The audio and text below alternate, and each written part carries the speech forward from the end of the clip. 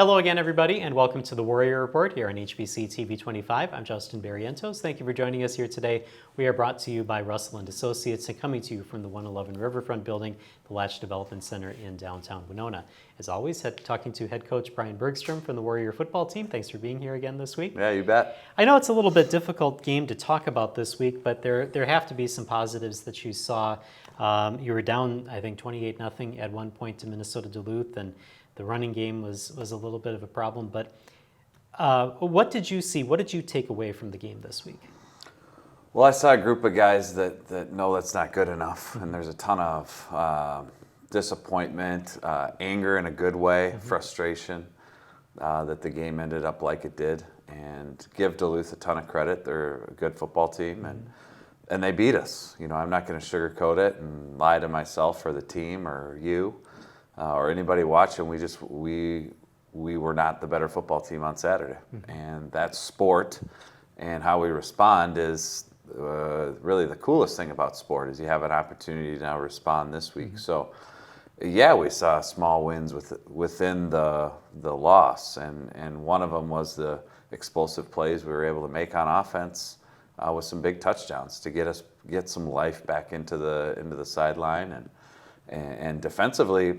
The thing about defense is you might give up a play here or there that keeps drives going, but you have a lot of good plays in between, and you got to build on those and what was going right in those plays. And then on special teams, I thought it was a tie. Like I didn't think I thought we had the upper hand in punt and punt block, and I thought they did in kickoff and kickoff return. Obviously, the biggest negative was the right at the beginning of the second half, the touchdown that we gave up. So there's certainly things positive and negative to take. The biggest positive to me is this team is sticking together. They believe. They're not going to quit. They're going to keep fighting. All right. I do want to get into the game and talk about some of those positives that you talked about, but I want to go a little abstract here and try to see where you are, where this team is. Obviously, Minnesota Duluth is an upper echelon. That's something that you want to build for. You want to be Minnesota Duluth. This team has a lot of talent. How do you get to that level? Do you have an idea, a plan how you get to there? Yeah, I think you got to look at the short term and the long term. And building something special that is to last is going to take time. And we had a really good year last year. And the ball bounced our way in some games that helped us build momentum throughout the season. We were able to make the playoffs. And we did lose a lot of good seniors. And last year was last year, this year was this year, and you obviously have those expectations of being back in the playoffs, which is there's still a chance. You can only focus on one game at a time. And I think the recipe is we have to continue to find ways and manufacture plans that give our guys the best possibility to win football games now, today. And we know we have strengths and we have weaknesses, and we got to exploit areas that we feel are strengths and use those to our advantage, and we got to try to cover up or hide areas that we think aren't as good. And that's our job as coaches, and it's our job as players to be more consistent in the execution, to be more consistent in our composure, to be more consistent in doing our job, to be more consistent in doing what we're coached to do, and then as coaches to develop the plan. And then I think the long term, that's not going to just turn you into one of the upper echelon teams in the country because I think we're a good football team. I don't think we're a great football team yet. That takes time in strength and conditioning and recruiting. And it's our guys' job in strength and conditioning to get as close to their God-given potential as they can get. And that's speed, strength, injury prevention, flexibility, all those things. And to be honest, it's our job in recruiting to out-recruit the talent that is currently on our team, because that's how you win championships, is you get better players. Players make plays and players win games. And we understand that's the long term, but you can't necessarily do that tomorrow. So we have to develop a plan to beat Meer right now. So it's not easy, but it is worth it. Okay, very good. I appreciate you taking the time to answer that question. All right, so if you look at the stats and you look at how this game played out, and obviously that's what I base my questions on, that's what other teams are probably going to base plans to play you on. You see the minus 28 yards rushing. You see Cole Stenstrom being sacked 8 times, which contributed to that minus 28 because the running game wasn't really that bad. So how do you adjust that, and how do you work on that so that that doesn't happen against Mary this week? Well, it's a good question because you got to look at what didn't go well because other teams are going to try and copy that. Right. And so you have to fix anything schematical where we were short in an area because people are going to copy it. That's what happens. That's why they watch film. And make sure you have it fixed. The other is kind of a boring one, but we have to get better at our own fundamentals of our current roster. Like I said, the changes we can make in recruiting and strength and conditioning can't happen tonight, but we can get better at blocking, and we can get better at going through our read progression, and all of that is what we're working hard on this week to do. And I think as coaches, we got to continue to manufacture ways to lighten the box, so to speak, get less people in the box by the threat of the RPO game, where it's a run or pass based off of the look. And we have been utilizing that, but it's just continuing to get better at it, and maybe taking some heat off of that area by spreading the ball out quicker in the play, so it's on the perimeter. And so it's not a do this and all of a sudden all your problems are solved. But yeah, that's a problem to not be able to run the ball and have that many sacks. And part of it was us, and that's the part we have control over. And part of it's Duluth, and Duluth is good. And that's, you got to win your one-on-one matchup. And if you don't, bad things can happen. Yeah, I know we've been talking about it kind of week to week that, you've had some injuries on the offensive line, and so you've had some problems, and you've had to shuffle things around a little bit, and obviously that creates problems in knowing what everybody is going to be doing on that offensive line, because that's key, to setting up that run game, setting up the pass protection. You say you got to get better in blocking, and that's not an easy thing to fix in 1 week, but what do you do in practice this week to try to make sure that some of that is covered? Well, over the course of the year, we've been doing more and more against each other and going against better competition throughout practice. So in a given practice, we need to spend some time with the scout teams, which are going to mimic Mary's offense and Mary's defense with a lot of our younger players. And part of practice is fundamental time where everybody's doing their drills at their position and mastering their craft. And then part of it is we got to go against each other, our one defense against our one offense, and our two offense against our two defense. And then the level of competition that they are able to practice against is at a higher level throughout the week. So we're going to ramp that up again this week and do even more of that this week, which I think will be a good recipe for helping us get better. Okay.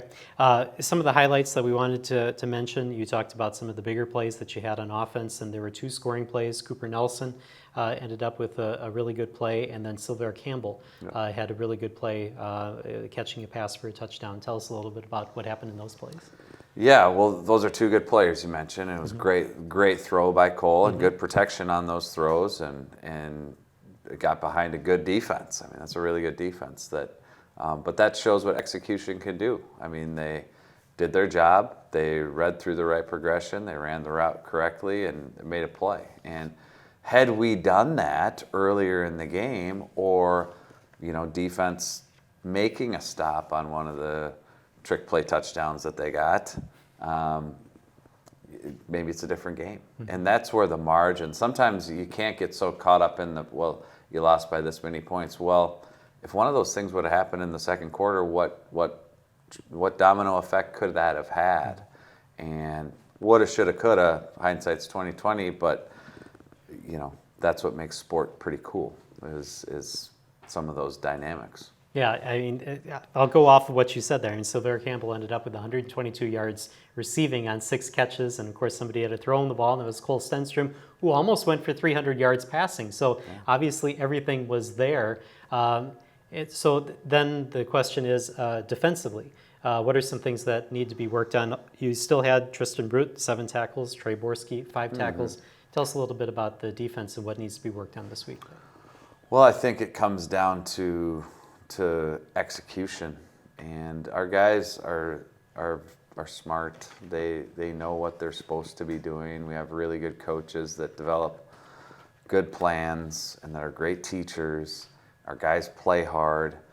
Did we get out executed on some plays? Yeah. Were they big plays given the time? They were. And our recipe is not to design a new defense. It's not to throw everything away because we're 2-3 right now. We're in some adversity right now. We're in the storm right now, and we're going to find out a lot about our character. Mm-hmm. And I know enough about our character that I can see what's going to happen, and we are going to respond. But our focus is on execution. And how do you do that? You focus on you go back to the basics. You make the main thing: stance, alignment, your key recognition, what my job is against the run, what my job is against the pass. And I got to have trust. The other 10 guys are going to do their job. I can't try to do their job because I do my job poorly when I'm trying to do somebody else's. So is that easy to do? No. But is that our recipe, and are we committed to that process? Yeah. And we're confident, and we believe. So if the only time you believe is when things are going perfect, I would question how strong that belief and how strong that faith is. Faith, by its inherent definition, is when you can't see it, do you believe in it? And yeah, some of the things we can't see yet, but we're believing in what we're doing, and it's time tested, and we'll get better.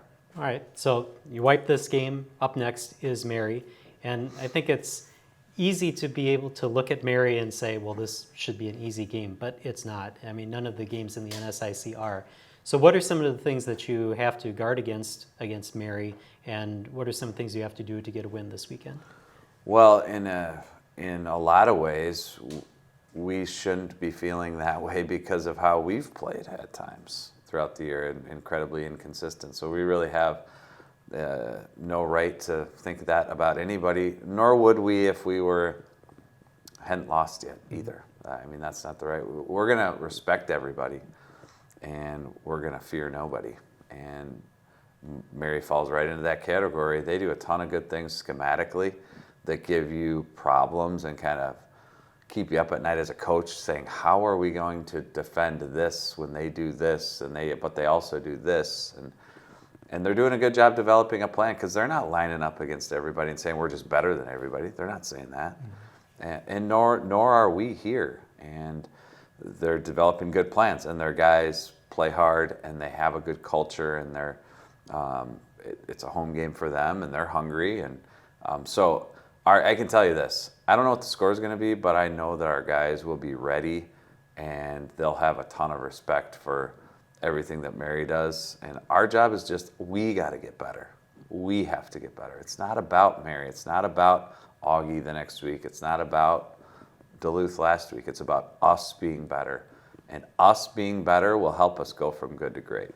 All right, and then I do want to ask you, health-wise, how is this team doing? Because I know that the last time we saw you at home, there were a couple of guys that got banged up. How are you heading into Mary this week? Last week, we didn't really lose anybody, which is a positive. Have we had some bad luck over the last year, from spring ball last year into fall this year? Yeah, we have. And that's why football is a next man up game, and you can't dwell on it. You feel for the guys that are injured, but we don't have all the bullets in the chamber, so to speak. But it's not an excuse. You have to find a way, and that's our job to do it, and ultimately it's my job to make sure that happens. All right, very good. Well, I appreciate the time this week, and good luck this weekend against Mary. Thank you. All right, we're going to take a break here on the Warrior Report. When we come back, Zach Meyer will join us right after this. For over 60 years, Russell & Associates has been helping individual and business clients achieve what matters to them. Our trusted advisors have the expertise and experience to help with long-term plans for personal finance, business finance, or wealth management. Focus on what matters most. Call Russell & Associates certified public accountants and advisors today at 507-452-3100 or visit us online at russellcpafirm.com. And welcome back to the Warrior Report here on HBC TV 25. We're brought to you by Russell & Associates, coming to you from the 111 Riverfront Building, the Latch Development Center in downtown Winona. Zach Meyer now joins us. Thanks for being here today. Yeah, pleasure to be here. I'm excited to be invited on the show this week. All right, very good. Well, you're from around the area, Grand Meadow, so you're very familiar with how things work in football around here. But what a lot of people might not realize is that Grand Meadow is a 9-man football team. So tell me what the difference is in 9-man football versus 11-man football. Yeah, so the transition actually wasn't too crazy, too big of a difference. When I was younger in youth football, I actually played 11-man. That's what we did in youth football from 4th to 6th grade. Then once we got to middle school, we transitioned to 9-man, played that through, and then high school, obviously 9-man. And then I was actually invited to the Minnesota All-Star game, high school All-Star game, which was 9-man. So that was when I really got a feel for what it was like to play. It really wasn't much different, I don't think. It was, the only difference is the field is a little skinnier. It's about I think it's 13 yards skinnier, and then it's the same 100-yard in distance. But yeah, it was pretty easy transition for me, I think. It's still got to tackle the ball and score points, so it's really the point of the game. So yeah, wasn't too bad. All right, any highlights you want to talk about from your days at Grand Meadow? Well, yeah, we won 3 state titles while I was playing. We actually won 4 in a row, but the first one we won, I was in 8th grade. So I was actually a stats guy that year. I wanted to be a part of the team. So, but yeah, then I won it my freshman, sophomore, junior year, and then unfortunately we weren't quite as good my senior years, and we didn't win it that year. But yeah, it was really fun. I had a great time there in Grand Meadow.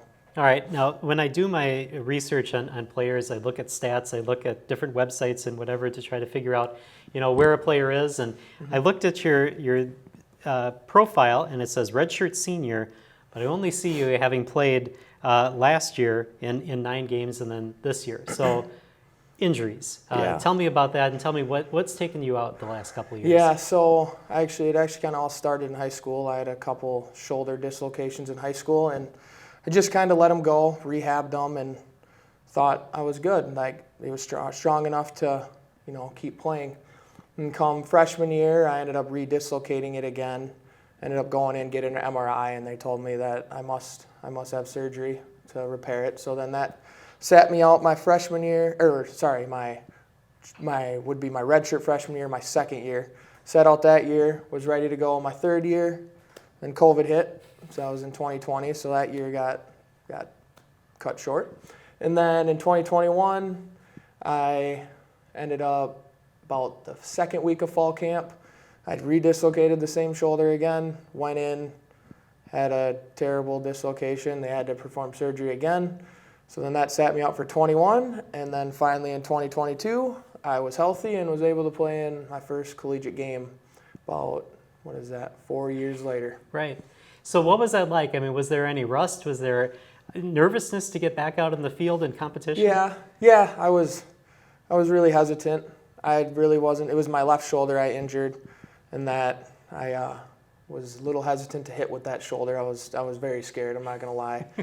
I was watching film after practices and stuff, and after a couple games, I noticed that I was hesitant with that shoulder anyway. But towards the end of the year, I started trusting it and trusting that it was okay and it was going to be fine. So that's when I finally started playing a little more loose. Okay. This year, it's not even a problem for me. So. All right. So I want to go back just a little bit because Coach Bergstrom had said that the first snap that you had in college in 11-man football against Minot, you were able to make the tackle on kick coverage. Yeah. Tell us a little bit about that. Yeah, so we started, that was the first game up in Minot last year. I was on the kickoff team, and I don't know, it just happened they ran the return to my side, and I was able to get off a block, and he was right there, and I was able to make the tackle. It was pretty cool. It was actually super cool because I counted the days, I looked it up, how many days from the last game I played to when I finally got to play in another game. It was just over 1,700 days. So it was a long time coming. What kind of emotional release was that like to make that play and to have that feeling again? It was unexplainable. I don't even know how to explain it. It was super cool. finally, it was such a long time coming, and finally I got to compete in a game and make a tackle literally on the first play. It was super cool. All right, very good. Tell us what it's like this year to be rotating in, and what's some of the things that you're looking at when you're off the field and you're getting yourself ready to get in the game, and you know it's coming eventually, and then when your number is finally called, what are some of the things that you're mentally preparing for before you get out on the field? Yeah, so I'm on a bunch of special teams again this year, so that's just kind of what I've been really good at these last 2 years. And then now, rotating a lot this year at linebacker.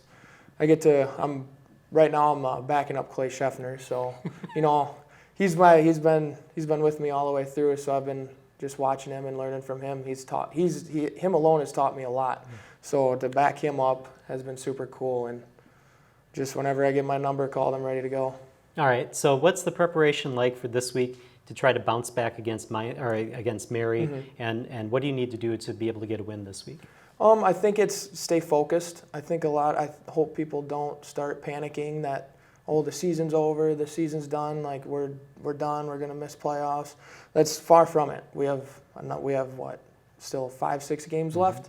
We can easily win out. We can, I guess not easily win out, but we can win out, and we can keep things going. I just think guys need to stay focused and not panic, and just now play. We got to focus on Mary, and that's the next step. We gotta go into practice today, learn from our mistakes from Duluth, fix those mistakes, and come out and we got to play well against Mary. All right, and last question, personally for you, with all that's gone on here now as a redshirt senior, only have played 2 years, how much football do you have left? How many years do you still have? So as of right now, I'm planning on this being my last year. Okay. So it's just taking a toll, all these injuries and stuff, depending on how I play out this year. I mean, I do have another year left technically with eligibility, but I would have to apply for a medical waiver or whatever however you do that, I don't know. I would have to meet and get that done. But as of right now, this will be my final year. All right, so I imagine every game is special then. Oh, this year. very, very special. Very. All right, well, I appreciate the time. Thank you for joining us, and good luck this week No problem. against Mary. Thanks for having me. All right, we're going to take a break here on the Warrior Report, and when we come back, Griffin Weagle will join us right after this. For over 60 years, Russell & Associates has been helping individual and business clients achieve what matters to them.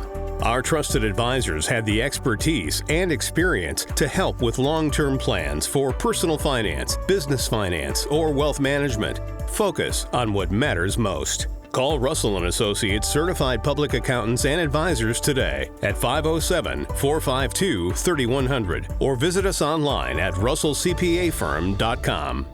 I'm a pretty calm, cool, and collective guy, but... Sorry, what's your name? Yeah, Evan. Hi, Evan. Yeah, we have no internet. Nothing. I don't know. It just stopped working. The internet is down. I know, I'm on the phone with them. No, that was my wife. I can't get online again. Yeah, I'm talking to Evan. No, my daughter, my wife. Okay, can you guys not talk? Sorry. Yes, we have the white boxes. I see one. They got horns on them. The one with the horns. Yes, I see one. We have 11 of those. I was on the phone and I got disconnected. Okay, it's not about you. We switched our broadband service provider. Devin put in 11, Evan. How are we supposed to know which one's 7 and which I thought it was Devin. Who's Devin? I got no service. Honey, you're blocking. You can't stand there. You're blocking it. Don't block it. And the best part, I never have to speak to Evan or Devin ever again. I think this one's 11. 11? We're not looking for 11. No, are we looking for 7, Evan, or 11? We have 2 next to each other. That's bad. 2 white boxes. Evan?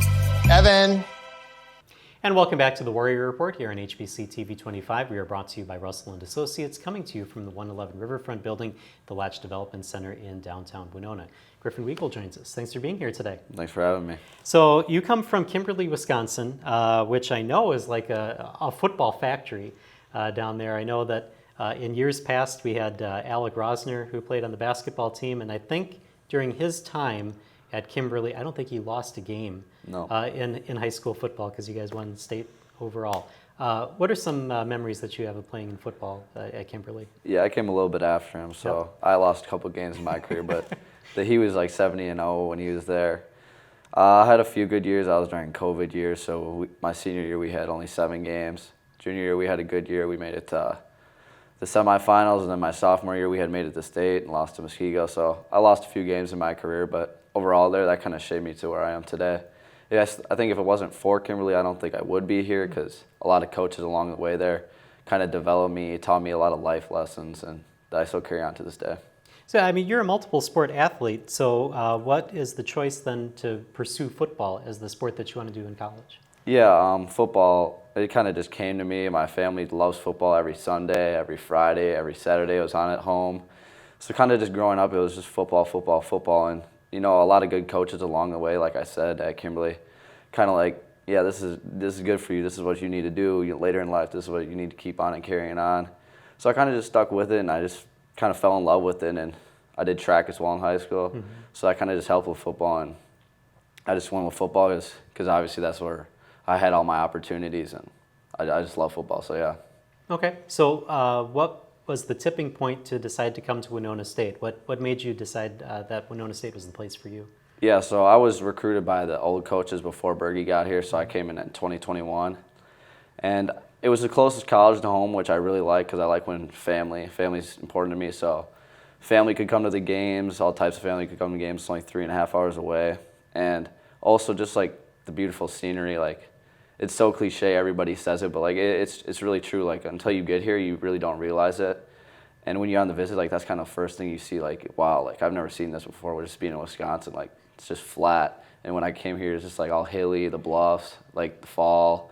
So that was really awesome. And then just like, yeah, the old coaches too, they were really like supportive. It was during COVID, so they were really talking to me a lot. So like, that was the main thing, just coaches, the culture, and like the scenery.